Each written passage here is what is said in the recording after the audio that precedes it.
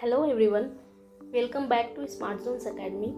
तो आज हम बिटकॉइन के चार्ट को इलियट वेव एनालिसिस के थ्रू समझने की कोशिश करते हैं। तो सबसे पहले यहाँ पे देखेंगे कि अप्रैल 2025 से जो प्राइस अप गई है वो इम्पल्सिव नेचर में गई है, और फिर प्राइस यहाँ पे देखोगे कि एक्सटेंशन के नेचर में प्राइस यहाँ पे जाते हुए दिखाई दी।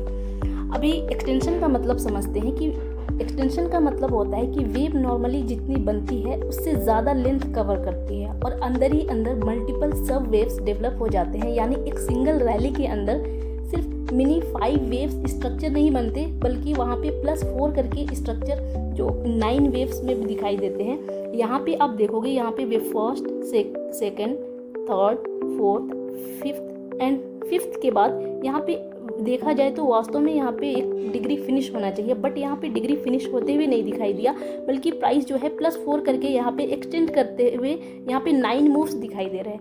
9 मूव्स जो होते हैं वो एक्सटेंशन का जो एक मिनिमम मूव्स बोला जाता है वो होता है। अगर तो प्राइस उससे भी ज़्यादा एक्सटेंड करती है तो 13, 17 और 21 मूव्स में भी प्राइस दिखाई देते हैं, जब भी प्राइस एक्सटेंशन में प्राइस अप जाती है। तो यहाँ पे आप सभी चार्ट में क्लियरली देख पा रहे हो कि प्राइस जो है वेव 1 के अंदर जो है मल्टीपल इम्पल्सिव सब वेव्स में पुशेस आए हैं।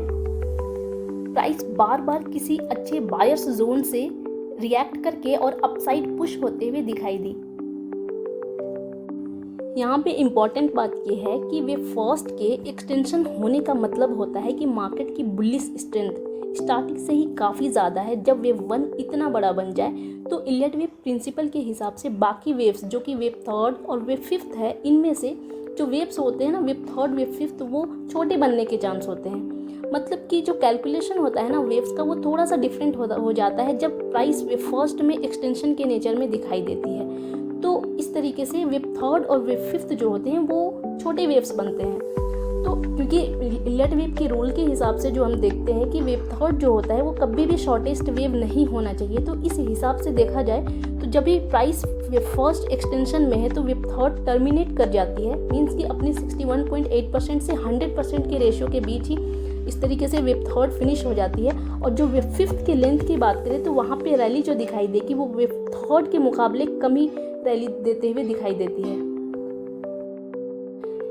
फिर वेव 1 जो मई 2025 में फिनिश होने के बाद प्राइस जो है डाउन साइड जो करेक्टिव नेचर में प्राइस डाउन आती है, वो वेव 2 जो है अपने डबल कॉम्बिनेशन के नेचर में वेव 2 फिनिश होते हुए जून 2025 को यहाँ पे एक बॉटम लगाया।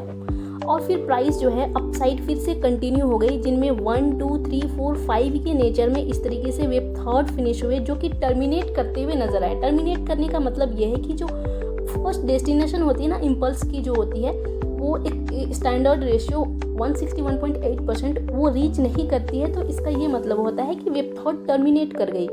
तो वहाँ पे वेव थर्ड के अंदर जो है सबऑर्डिनेट 5 जो है वो भी एक्सटेंशन के नेचर में देखने को मिला। वेव थर्ड जुलाई 2025 में फिनिश होने के बाद प्राइस फिर से करेक्शन में आती है, जो कि वेव फोर्थ के लिए आती है। वैसे तो इम्पल्स के रूल क्या बोलते हैं ना कि वे कभी भी वेव फोर्थ को वेव फर्स्ट के प्राइस टेरिटरी में कभी भी एंटर नहीं करना चाहिए, ठीक है। लेकिन यहाँ पे आप देख रहे हो कि वेव फर्स्ट के प्राइस टेरिटरी में वेव फोर्थ एंटर कर रही है। इसका क्या मतलब होता है? और वेव थर्ड भी टर्मिनेट कर गई। इसका यही मतलब है कि ये शायद से ऐसा पॉसिबल है ना, क्योंकि वेव फर्स्ट एक्सटेंशन में है, वेव थर्ड टर्मिनेट कर गई और वेव फोर्थ भी प्राइस टेरिटरी में वेव फर्स्ट के आ रही है। तो इसका ये मतलब है कि यहाँ पे किसी हायर टाइम फ्रेम के डायगोनल के नेचर में प्राइस जो है डेवलप करते हुए दिखाई दे रही है। तो यहाँ पे आप वेव फिफ्थ जो देखोगे ना, वो वेव थर्ड का जो लेंथ है उससे भी छोटे लेंथ में यहाँ पे प्राइस अपसाइड रैली दिखाई देगी। वो लेंथ जो होगा वो वेव थर्ड से छोटा ही होगा, ठीक है। तो इस तरीके से हम यहाँ पे देखेंगे।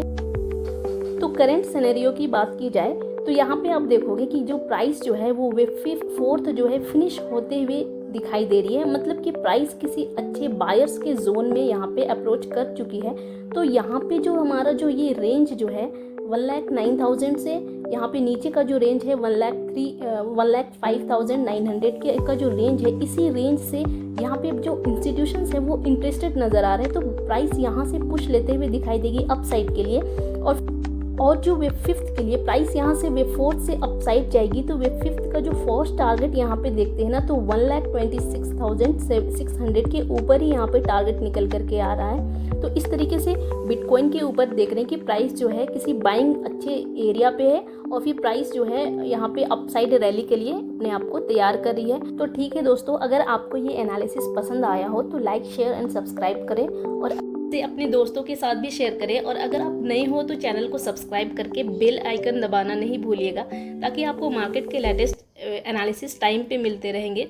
और हाँ, अगर आप डिमांड सप्लाई और इलेट वेव एनालिसिस को डेप्थ में सीख कर अपना ट्रेडिंग लेवल नेक्स्ट स्टेज पर ले जाना चाहते हो तो आप हमारा कोर्स ज़रूर ज्वाइन करें। डिटेल्स नीचे डिस्क्रिप्शन में दिए गए हैं। Thank you so much for watching. मिलते हैं नेक्स्ट वीडियो में, तब तक के लिए happy trading and take care.